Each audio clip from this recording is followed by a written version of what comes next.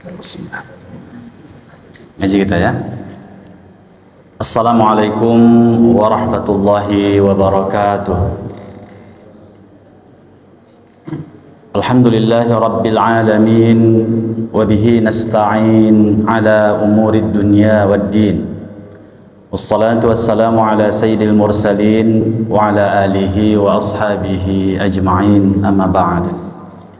Para ikhwah yang dirahmati Allah Subhanahu wa taala, bahagia rasanya bisa bersama para ikhwah malam yang berbahagia ini di majelis yang mulia ini untuk membahas kajian kita tentang At-Tariqah Al-Muhammadiyah, jalan yang ditempuh oleh orang-orang yang mengikut kepada Nabi Muhammad SAW. Dan pada kesempatan ini kita akan mengutipkan sebuah penggalan dari kitab yang lain di seputar usulun najah fil muamalat ma'al mu'minin, prinsip-prinsip kesuksesan dalam berinteraksi sesama kaum mukminin. Dan ini insyaallah akan kita bahas pada kesempatan ini. Tema ini menjadi penting bagi kita semua, dilatar belakangi oleh beberapa hal. Yang pertama adalah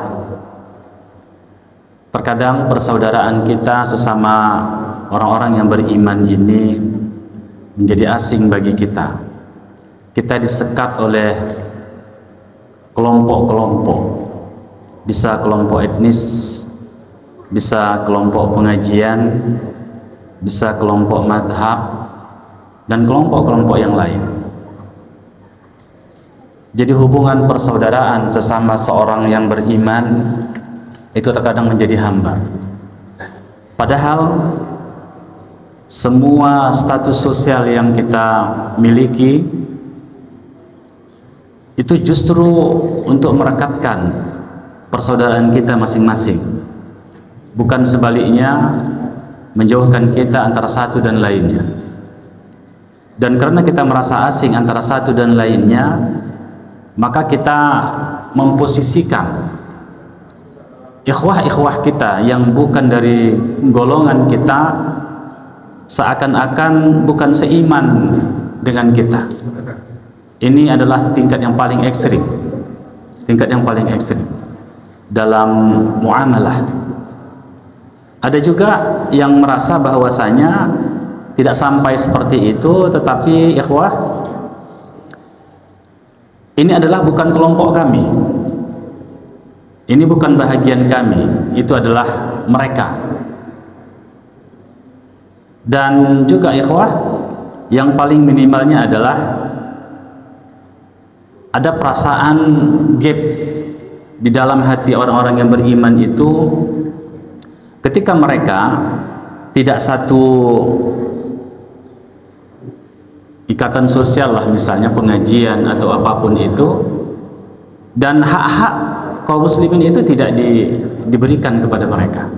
Padahal sesungguhnya ikhwah yang rahmati Allah Subhanahu wa taala, sebagaimana akan kita bahas nanti, Allah menjelaskan innamal mu'minuna ikhwatun, sesungguhnya orang-orang yang beriman itu saudara.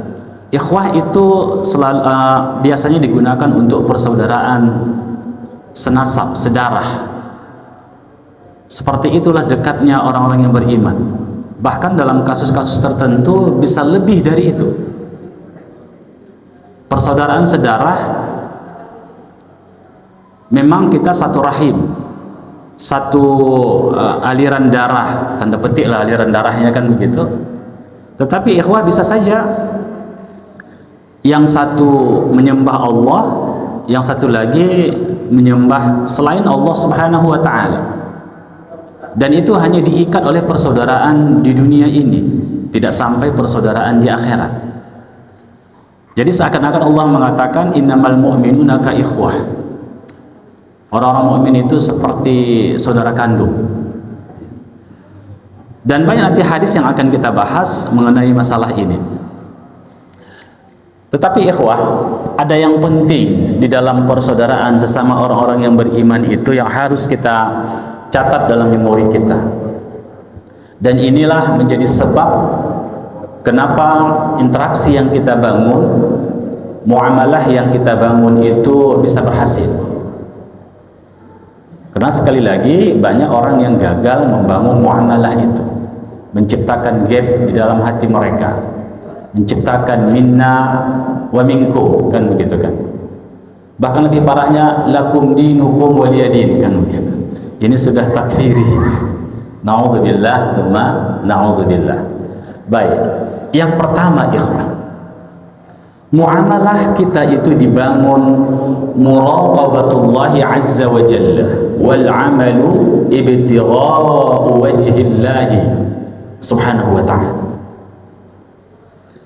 Yang pertama yang harus kita sadari, persaudaraan kita sesama orang-orang yang beriman itu dibangun dari rasa kedekatan dengan Allah subhanahu wa ta'ala.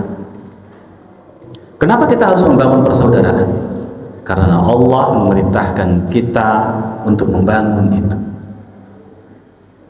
Jadi ungkapan-ungkapan yang kita lakukan dalam interaksi sosial kita itu bukan hanya dikonstruksi oleh lisan kita, dibangun oleh lisan kita, tapi semua ucapan yang kita kemukakan itu adalah ucapan batin, bersumber dari hati. Tatkala kita mengatakan Assalamualaikum warahmatullahi wabarakatuh, tidak saja itu sebagai sunnah Nabi SAW, sebagai titah Allah dalam Al-Quran, tetapi Assalamualaikum itu lahir dari kesadaran batin kita. Dan ucapan itu adalah muraqabatullah, mendekatkan diri kita kepada Allah. Setiap kata yang kita ucapkan membangun relasi sosial kita bersama orang-orang yang beriman itu kesadaran dari lubuk hati. Tidak kita mengatakan kaifahaluka, kan begitu, apa kabar Anda? Tapi itu bukan hanya muzayanah, bukan hanya basa-basi, tetapi itu ungkapan hati, ingin mengetahui kabar saudaranya. Walaupun itu sebagai iftitahul kalam, pembuka kata, tapi itu bukan hanya muzayanah, bermanis-manis kata, tidak, tapi itu menanya ihwal saudaranya. Dan ungkapan itu yang penting. Ketika kita bertanya kabar saudara kita, itu artinya kita siap membantu persoalannya. Ternyata saya lagi gundah gulana ini, katanya. Apa penyebabnya? Kan begitu. Itu keluar dari hati, ya. Ini kadang-kadang kita sama orang yang beriman ini banyak berbasa-basi, tapi tidak keluar dari hati yang ikhlas. Padahal membangun muamalah yang menghasilkan kesuksesan dalam hubungan itu adalah muraqabatullahi azza wa jalla wal amalu ibtigha' wajhillah. Dan kita melakukan amal itu karena mencari wajah Allah subhanahu wa ta'ala. Di sini Syekh mengatakan, فمن أعظم أسباب النجاح في المعاملة مع الناس بل أعظمها على الإطلاق أن تبنى أعمالك وتنشأ تصرفاتك كلها معهم ابتغاء وجه الله وطلبا لثوابه ومرضاته. Jadi sebab yang paling utama dan itu paling agung dalam membangun amal kita, hubungan kita, relasi sosial kita, semuanya itu karena mencari wajah Allah. Tidaklah kita mengatakan tadi Assalamualaikum itu kecuali karena Allah. Diperintahkan oleh Allah subhanahu wa ta'ala, disunnahkan oleh Nabi kita Muhammad sallallahu alaihi wasallam, lahir dari kesadaran ibtigha' wajhillah, untuk mencari ridha Allah. Kita nggak mengunjungi saudara kita kecuali kita mengunjunginya di situ adalah karena ingin mencari ridha Allah. Tidak persaudaraan itu dibangun di atas kepentingan material. Kan orang-orang materialisme itu selalu membangun relasi-relasi sosialnya itu adalah berdasarkan keuntungan duniawi. Coba lihat betapa banyak kita ditinggalkan oleh kawan-kawan kita misalnya, yang tatkala kita tidak produktif lagi, yang tatkala kita tidak dibutuhkannya lagi, tapi sewaktu dibutuhkannya, pagi datang, sore datang, malam datang, 3 kali sehari, macam makan obat ya. Karena itu seperti makan obat ya. Tapi ketika dia tidak membutuhkan kita, tidak ada unsur duniawi lagi yang diharapkan dari kita, ditinggalkannya. Usahakan mengatakan apa kabar, kan begitu, mengucapkan salam aja enggak lagi. Taib. Kenapa? Karena relasi sosialnya dibangun bukan ibtigha wajhillah, bukan mencari wajah Allah Subhanahu wa ta'ala.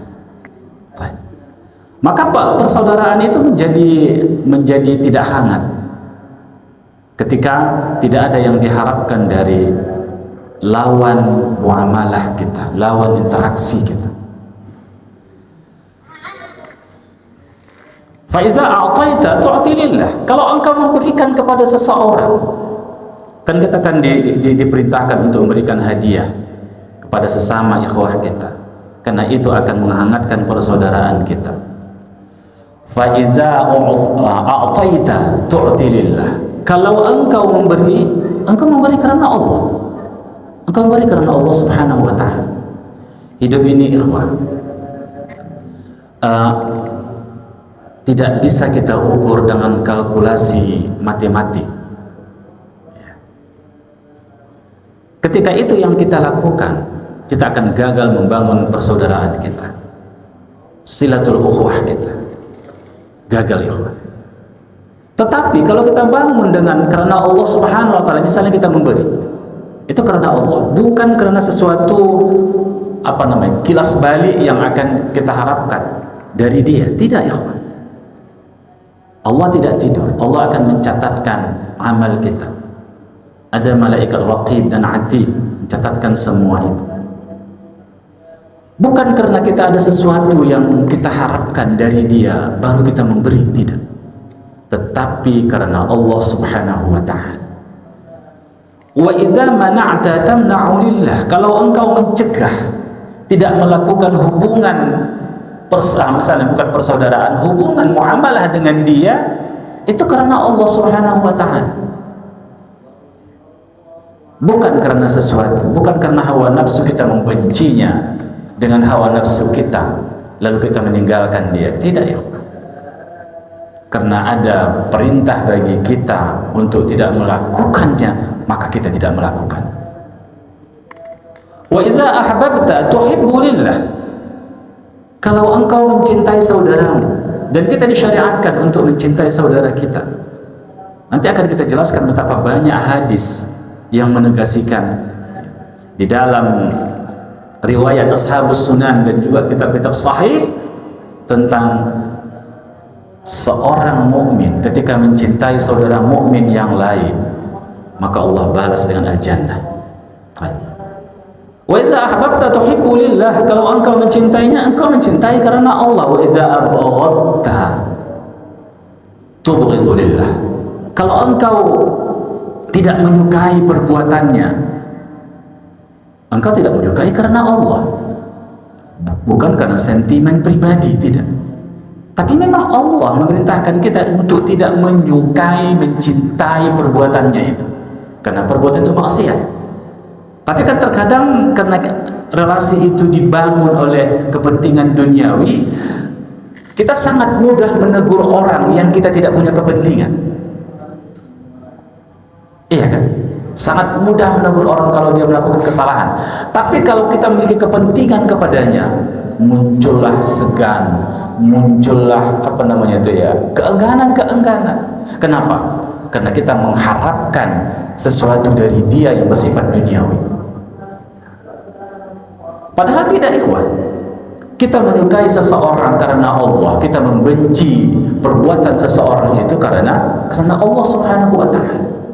Dasarnya di situ, ikhwan. Maka hubungan itu diberkahi oleh Allah Subhanahu wa ta'ala. Wa idza sabarta tusbiru lillah wa idza ghadabta tughdibu lillah. Ketika engkau bersabar atas sesuatu, ulah temanmu, kira-kira begitulah ya. Kalau kita di kampung sana mengatakan PL temanmu itu, dari kata fi'il itu. Iya kan? Engkau bersabar di situ. Kenapa? Karena Allah menyuruhmu bersabar. Maka kita bersabar. Tusbiru lillah wa idza ghadabta tughdibu lillah. Ketika engkau marah karena Allah. Bagaimana marah karena Allah? Apakah marah itu disyariatkan? Kita manusia, ikhwan. Allah telah membekali kita dengan berbagai potensi. Potensi mencintai, potensi sabar, potensi tawakal, potensi ghadab, marah juga. Potensi membenci juga ada. Apakah semua itu negatif? Tidak. Tidak. Termasuk marah. Ada manusia yang tidak pernah marah? Gak ada. Karena marah itu adalah sifat bahagian dari karunia Allah diberikan kepada kita. Untuk apa? Untuk mengekspresikan ketidaksukaan kita. Kalau tidak, bagaimana kita untuk menunjukkan ketidaksimpatian kita, ketidaksukaan kita, kalau kita tidak dibekali oleh Allah dengan ghadab, dengan marah?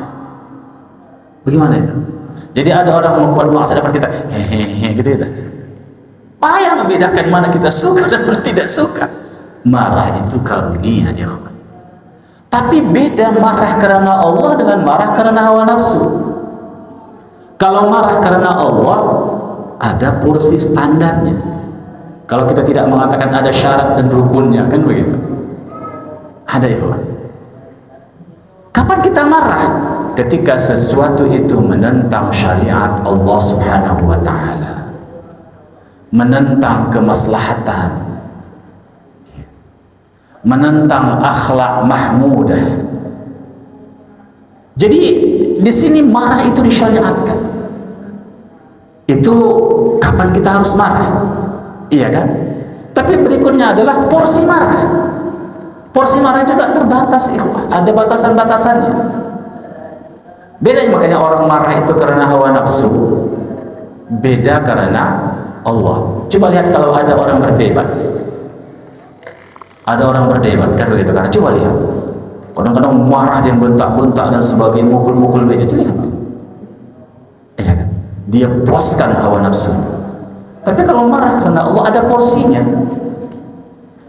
Tidak sampai kehilangan kesadaran diri, itu pertama. Yang kedua adalah kalau kita bisa mengekspresikan kemarahan itu dengan, kalau ketinggian suara apa istilah yang digunakan? Frekuensi. Apa itu? Hah? Tonasi gitu. Ya. 100 apa?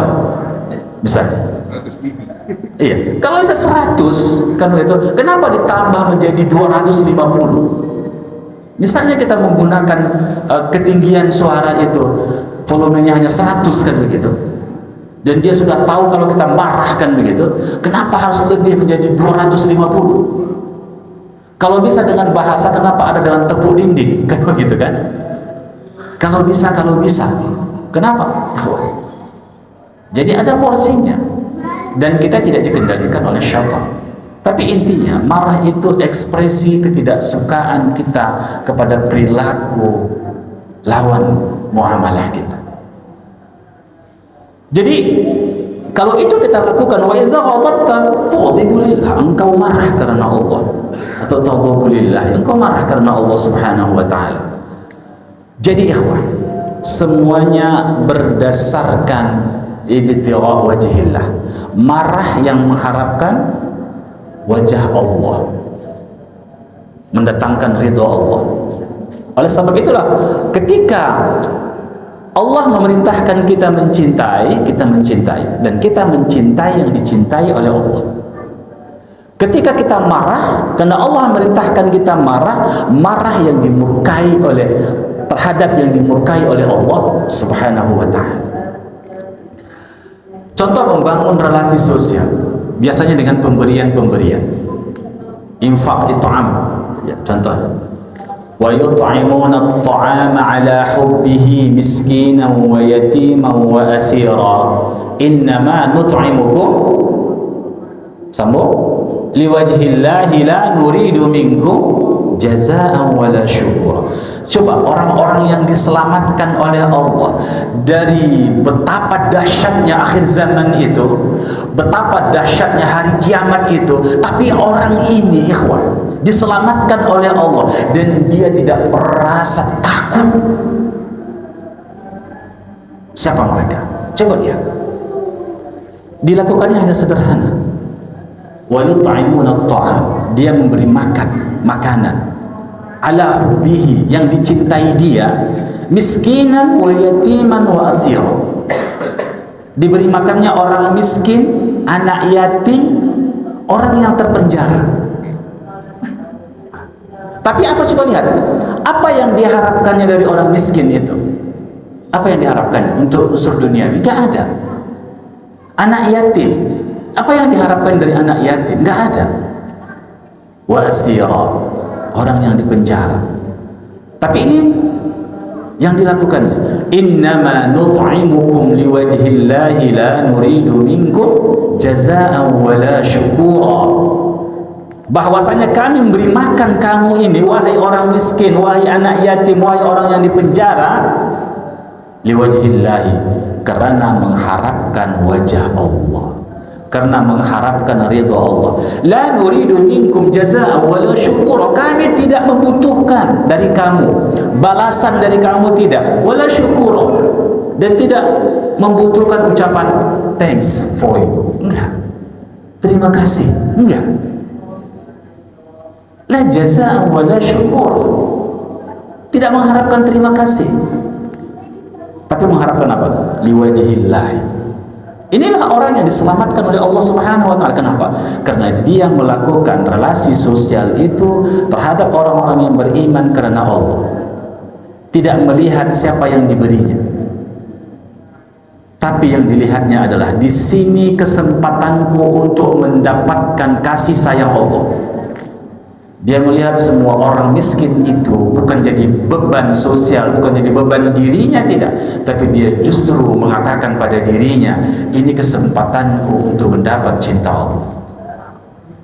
Kenapa Allah berikan orang miskin di hadapan kita, datang ke rumah kita, meminta-minta dan sebagainya?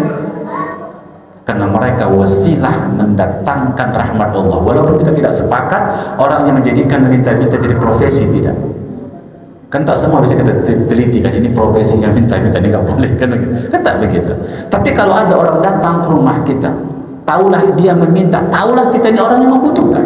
Takkan mungkin orang kaya itu meminta sama kita, paling tidak kaya hati, kan begitu. Baik.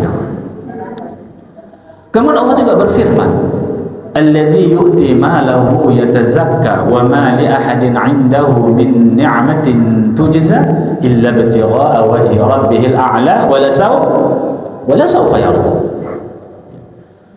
Orang-orang yang memberikan hartanya, yatazakka, dengan harta itu dia membersihkan dirinya. Dia tahu ketika dia bersedekah, maka Allah akan membersihkan hartanya, maka Allah akan membersihkan hatinya. Bersihkan hatinya, ya. Yatazakka.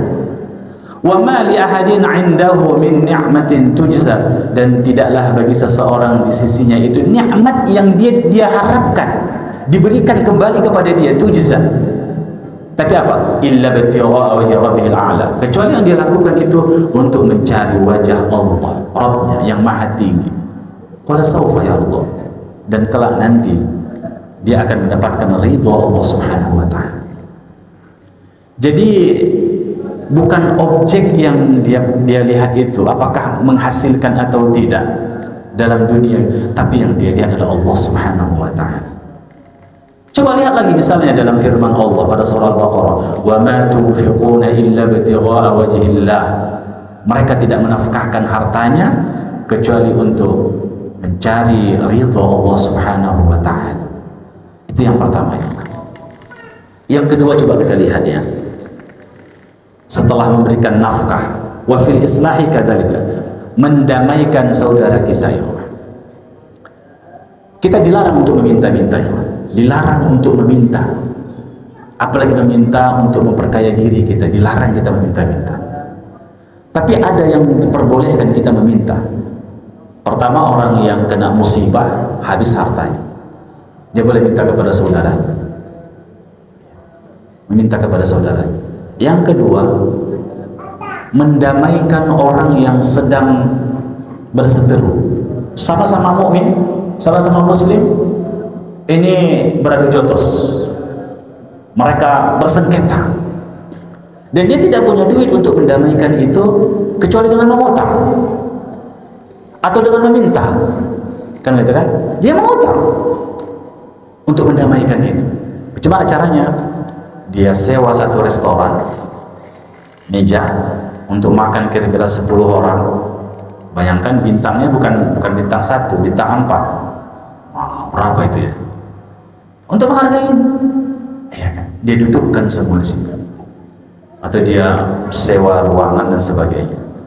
Dia harus mengutang agar di antara saudaranya ini islah. Dia boleh meminta kepada orang lain untuk membayar hutangnya karena hal ini. Ada 3 hal kita boleh meminta, ya. Yang lainnya tidak. Apalagi memperkaya diri, buat proposal tidak boleh. Alasannya yayasan ini dan itu, tapi untuk pribadi tidak boleh, kecuali untuk umat, untuk dakwah. Baik. وكذلك في الصبر على الأذى إذا صبرت لا تصبروا ليقال عنك صابرا. Demikian juga ada orang kan dia mestel dirinya, kalau di hadapan teman-temannya dia sabiran, betul-betul orang yang sabar. Ini kita belajar ini, belajar. Ustaz juga belajar. Kadang-kadang di depan orang kita bisa sabar. Iya kan?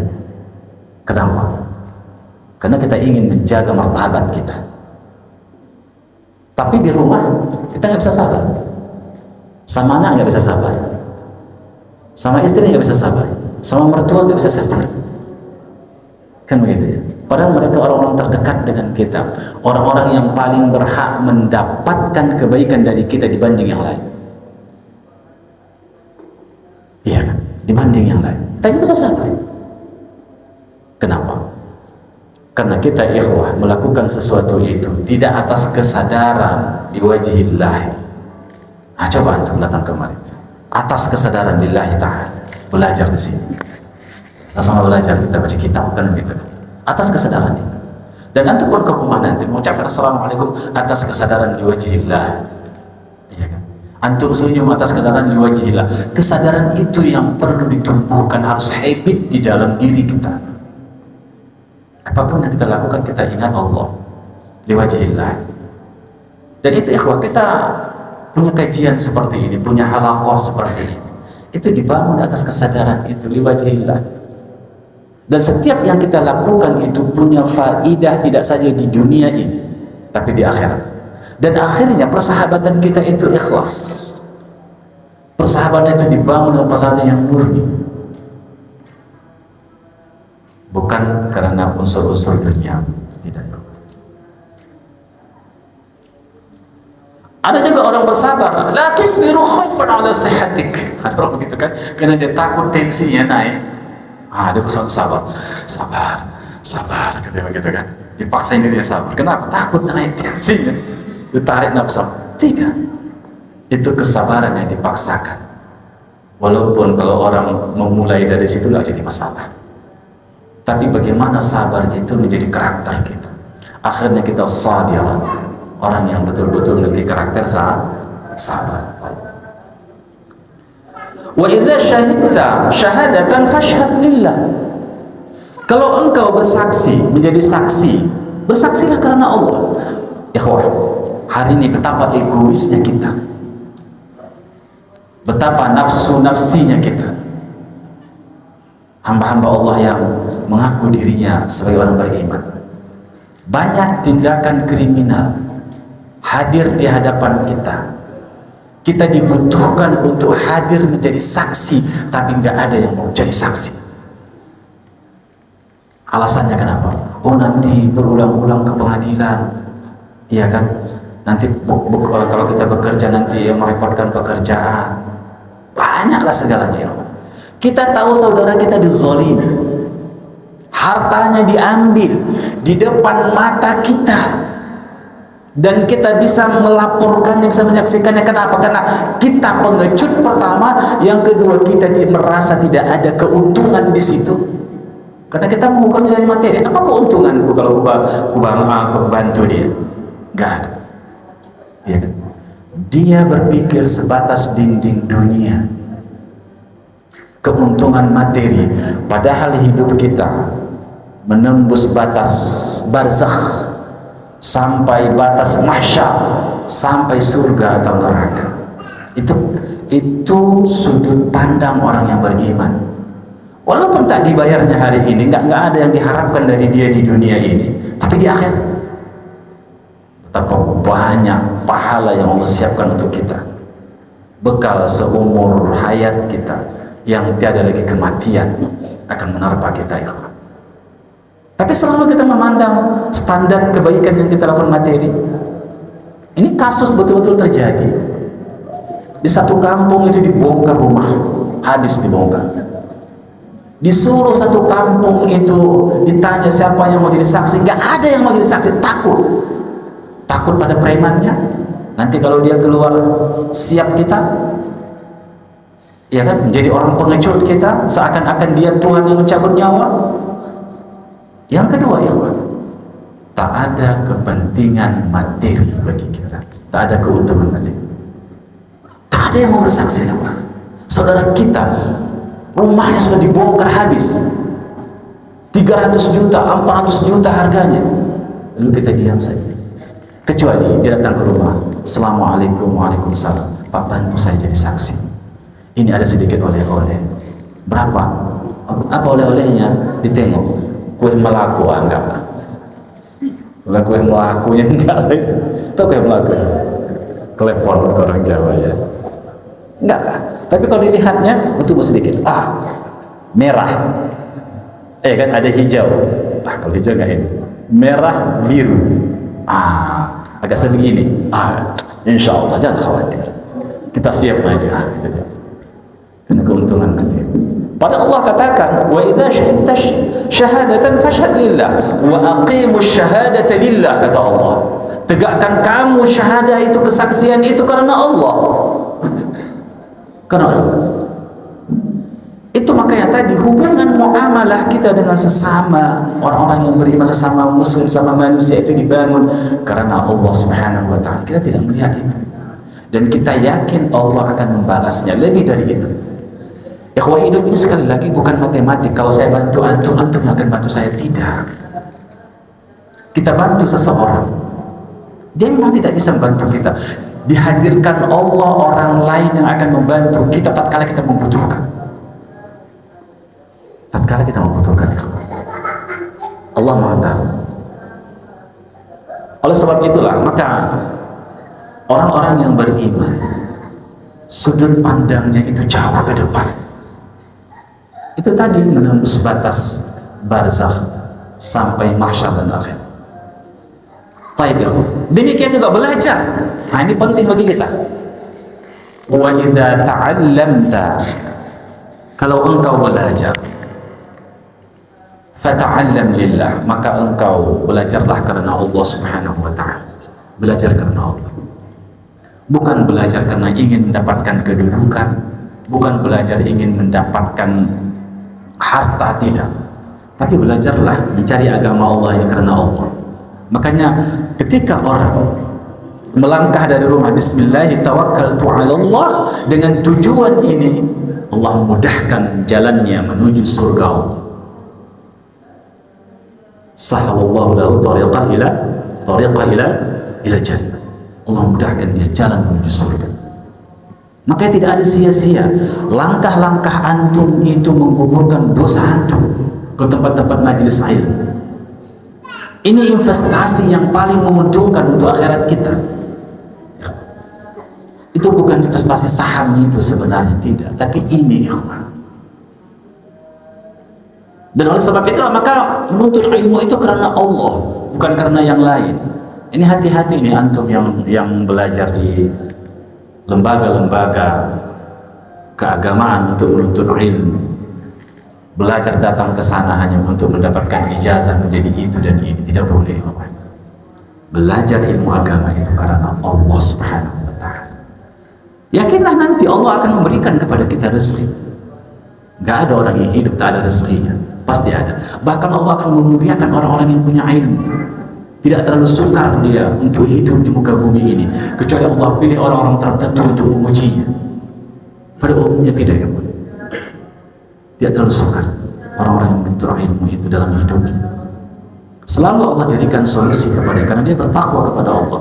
Karena keberkahan ilmu itu adalah pada tatkala dia mengamalkan ilmu itu.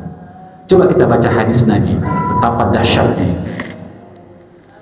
Inna awalan nas yuqda yawmal qiyamah alaihi rajulun istushhida fa'utiya bihi fa'arrafahu ni'amahu fa'arrafaha qala fama amilta fiha qala qataltu fika hatta istushhidtu qala kadzabta walakinnaka qatalta li'an yuqala jari. Na'udzubillah. Ada seseorang manusia yang pertama nanti itu dihadirkan dalam persidangan hari akhirat, seorang laki-laki. Di hari akhirat, seorang laki-laki yang dia mati syahid. Lalu dia pun dibawa, ditunjukkanlah kepadanya nikmat orang yang mati syahid. Nikmat yang luar biasa. Dan dia pun pahamlah nikmat itu. Semangatlah dia akan mendapatkan nikmat itu. Qala fama amilta fiha, apa yang engkau lakukan untuk mendapatkan nikmat seperti ini? Kata Allah kepadanya, qala qataltu fika hatta istushhidtu, aku berperang karenamu ya Allah sehingga aku syahid, mati syahid. Qala, lalu Allah berfirman, atau orang yang bertanya berfirman, afwan, berkata, kadzabta, engkau dusta, engkau dusta. Walakinnaka qatalta, engkau, tetapi engkau berperang itu karena engkau ingin dikatakan engkau seorang pendekar, seorang pemberani, bukan karena Allah. Lalu dia pun fasuhiba ala wajhi, ditariklah wajahnya hatta ulqiya finnar, sehingga dia masuk ke dalam neraka. Coba ya, dia sudah mengorbankan nyawanya, tapi tidak dibalas oleh Allah Subhanahu wa taala dengan balasan yang baik. Karena apa? Karena dia ikhwah yang dirahmati Allah beramal bukan karena Allah Subhanahu wa taala. Kedua, wa rajulun ta'allama al-ilma wa 'allamahu wa qara'a al-Qur'an. Seorang laki-laki yang belajar ilmu dan diajarkan. Nauzubillah, nauzubillah, jauhkan kita dari ini ya Allah. Ya Allah. Dia belajar ilmu dan dia mengajarkannya. Wa qara'al Qur'an, dia membaca Al-Qur'an, dia diajarkan Al-Qur'an. Lalu di akhirat nanti maka dia dibawa. Fa'utiya bihi fa'arafahu ni'amahu fa'arafa. Ditunjukkan nikmat. Inilah nikmat orang yang belajar agama, kemudian mengajarkan agama, belajar Al-Qur'an, mengajarkan Al-Qur'an. Inilah nikmat yang luar biasa. Lalu Allah bertanya kepadanya, fama amilta fiha, apa yang engkau lakukan untuk mendapatkan nikmat itu? Qala, dia mengatakan, ta'allamtul ilma wa 'allamtuhu wa qara'tu fika al-Qur'an. Aku belajar sepanjang usia, belajar ilmu, dan aku ajarkan ilmu itu. Aku baca Al-Qur'an, aku ajarkan Al-Qur'an. Qala, Allah berfirman, kadzabta, engkau dusta. Walakinnaka ta'allamtal ilma liyuqal 'alim. Tetapi engkau belajar ilmu itu supaya engkau dikatakan orang yang alim. Orang yang alim. Wa qara'tal Qur'an, dan engkau baca Al-Qur'an liyuqal, supaya engkau dikatakan huwa qari, orang ini qari. Orang ini qari. Lalu qala kadzabta. Setelah itu Allah katakan, summa umira bihi fasuhiba ala wajhi hatta ulqiya finnar. Lalu diseret orang itu, wajahnya diseret, dimasukkan ke dalam neraka. Dan yang ketiga, ikhwan, kenapa? Karena dia belajar bukan karena Allah Subhanahu wa ta'ala. Makanya para penuntut ilmu jaga hati, jaga niat ikhlas karena Allah. Kalau ada lintasan yang lain, kembalikan ke jalan semua, karena kita juga akan diuji oleh Allah, Subhanahu wa ta'ala.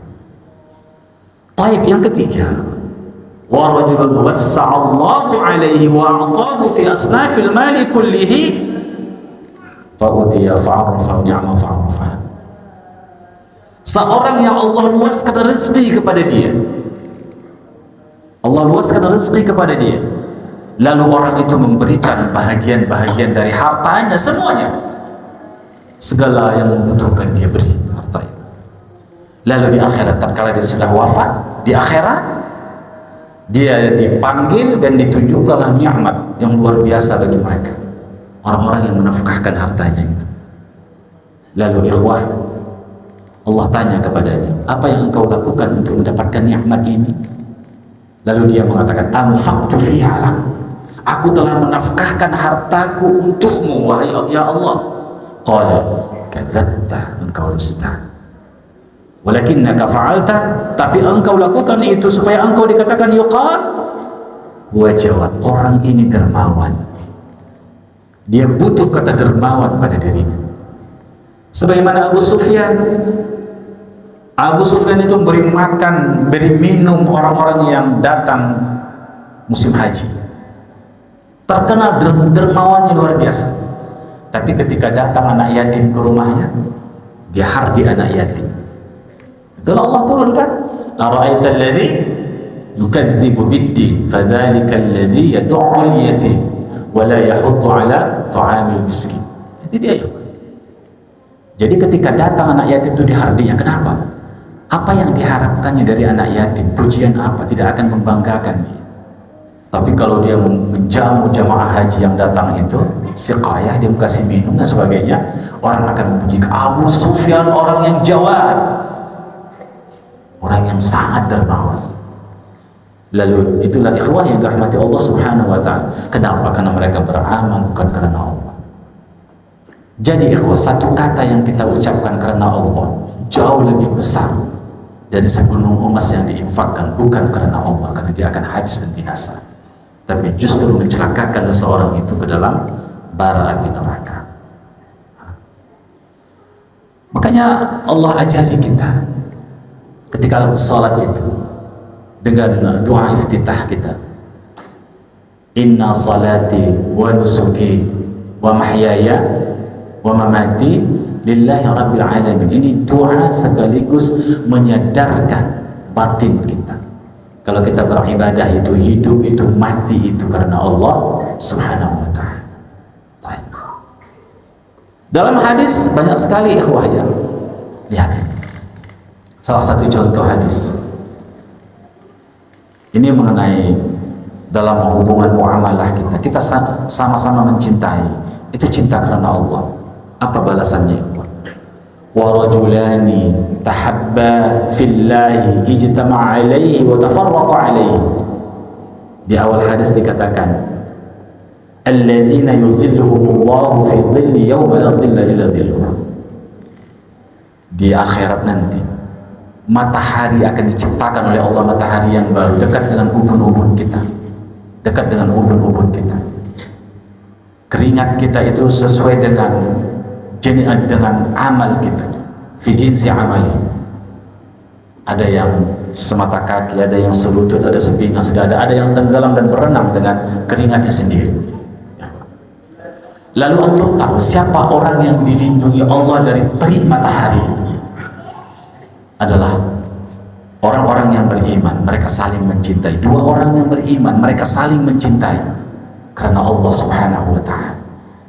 Lalu Allah lindungi mereka pada hari yang tidak ada bisa melindungi. Jadi antum mencintai saudara antum ajak ngaji, antum telepon dan sebagainya, antum datangi dia sakit, antum mencintainya. Cinta karena Allah, Allah pastikan kepadanya, allazina yuzilluhumullahu fi dhillihi la yawm fi dhillihi yawm la dhilla illa dhilluh. Allah yang akan menaungi dia. Dia merasa teduh di hari akhir. Bayangkan hanya cinta saja ya kawan.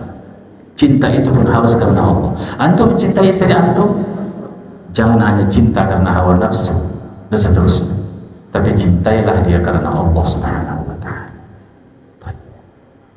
Antum mencintai anak antum, cinta tabi'iyah manusia, tapi jangan sebatas cinta tabi'iyah itu. Cintai anak itu karena Allah, maka antum akan mendidiknya sesuai dengan syariat Allah. Kalau antum harus mencintainya cinta karena Allah, kalau antum harus marah karena Allah, marah karena Allah, bukan marah karena hawa nafsu. Dan antum akan marah ketika Allah merintahkan kita untuk marah kepadanya. Jadi begitu cinta karena Allah SWT, begitu juga seorang suami kepada istri. Dia mencintai istri karena Allah. Kalau ada penyimpangan kepada istrinya, dia akan marah kepada istrinya dengan marah yang disyariatkan, yang terukur, kan begitu kan? Dengan standar syariat tadi, karena Allah Subhanahu wa ta'ala. Begitu juga istri kepada suami. Baik. Kemudian hadis Nabi yang berikut. Belum waktu kan? Nanti sekitar 5 menit bilang ya. Hah? 2 lagi ya? Kalau gitu kita selesaikan aja gaji kita ya. Salasu man kunna fihi wajada halawatal iman. Ada 3 kelompok yang dia itu sudah bisa merasakan manisnya iman. Jadi antum, kita semua, apakah kita sudah bisa merasakan manisnya iman? Coba buktikan dengan 3 hal ini. Kalau itu sudah ada, alhamdulillahirabbil alamin. Ayyakuna Allah wa rasuluhu ahabba ilaihi mimma siwahuma. Bahwasanya Allah dan Rasulnya lebih dia cintai daripada yang lain. Makanya 4 kali dia bekerja, ikhwah. Azan berkumandang, haqqullah untuk diibadahi. Dia akan bekerja terus atau dia mendatangi masjid? Coba lihat. Coba lihat, ikhwah. Allah dan Rasulnya lebih dia cintai dari semuanya. Tatkala berbenturan, ini masalah dunia, ini masalah akhirat, dia ambil masalah akhirat. Karena itu taat kepada Allah Subhanahu wa ta'ala. Itu yang pertama. Yang kedua, ayyuhibbal mar'a la yuhibbu illallah. Bahwasanya seseorang itu mencintai seseorang dan dia tidak mencintai kecuali karena Allah. Nah, itu dia.